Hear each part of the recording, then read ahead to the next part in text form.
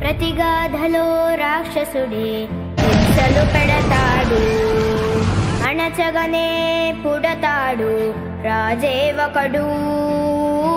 శత్రువునే కడదేర్చే పనిలో మన రాజు, హింసలనే మరిగాడు మంచిని మరిచే. అంతు చూసా